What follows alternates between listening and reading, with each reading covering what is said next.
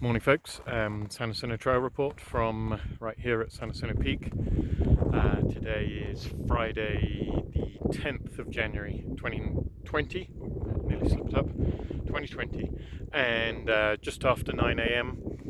and quick pan around, sort of trying to keep out of, there's a fairly brisk northwest breeze, but it's actually surprisingly warm up here.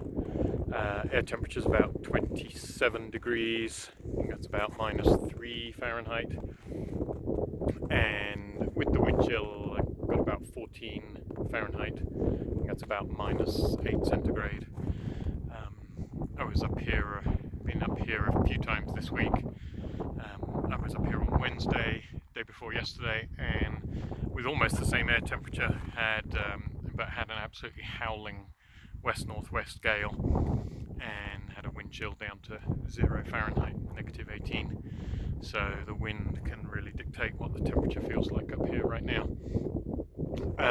If you're particularly observant, you might be able to see a hint of snow, fresh snow. Had a small storm, I'm just going to get out of that breeze.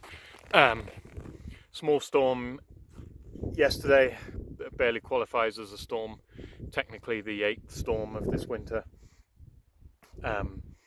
In Idlewild we had just over an inch of snow, and Long Valley had probably barely a quarter inch. On my way up this morning, Saddle Junction probably about 3/4 of an inch, and around 9,000, above 9,000 is probably barely half an inch, and that's about what it is here at the peak. That's what I call like an upside down storm, and those seem to be increasingly frequent, particularly in the last 2 or 3 years with the rapidly changing climate.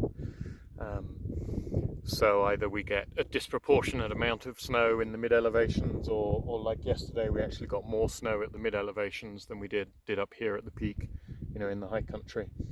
I was on the Spitler Peak Trail and the PCT over there on the Desert Divide yesterday morning, and I could see, even though it was precipitating, say in Garner Valley lower down, the high country was above the cloud. We had precipitation in Idlewild off and on between about 11 and 3 or 4 in the afternoon, but it was only at the very end of that time period that the high country got into the cloud and got some precipitation. And that's the reason why it was kind of an upside down storm. Increasingly in the last few years, the high country's sometimes been above the cloud. These are the sorts of storms that are apparently forecast for the remainder of January. The storm track that we had in November, December that hit us pretty hard is now may on average be tracking slightly to the north, so we're just kind of catching the southern edge of those storms, and possibility of another one next week around Thursday next week, so in about 6 days time. But again, right now it looks like pretty limited precipitation.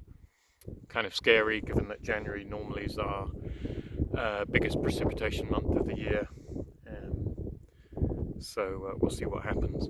Snow conditions are kind of tricky. I came up in microspikes.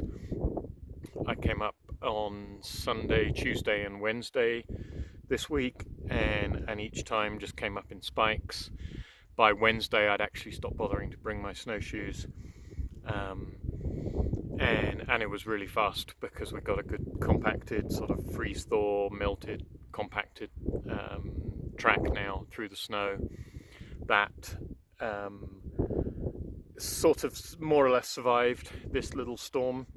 Unfortunately, most of the drifting is into the track, so in places it's a bit post-holy, but you have to be able to find the old compacted trail kind of underneath the drifted snow. Below 9,000 feet that was pretty easy. In places above 9,000 that's quite a lot trickier. I guess on balance for this weekend, I would say, unless you're really comfortable post-holing, which obviously requires a fair bit more energy, snowshoes might be the answer above 9,000 feet. But microspike. I had a fresh pair of microspikes and they were gripping pretty well. Older microspikes would have struggled to get through the spin drift to the icy stuff underneath. Crampons would be a good option for those who have them, but again, only kind of above 9,000 feet. And as I always say, if you're in terrain that needs crampons, then you should be carrying your ice axe as well, except if you don't know how to use it. So maybe snowshoes, but again, I'm only talking about above 9,000 feet. If you're going to try and go off trail, definitely snowshoes, still really soft and pretty deep everywhere, certainly above about 8,000 feet if you're off trail.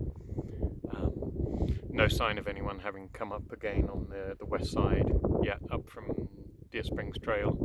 My track from last week where I went down that way is long since been removed by spin drift. No sign of that at all. And that's about it. Safe hiking, snowshoeing, everyone.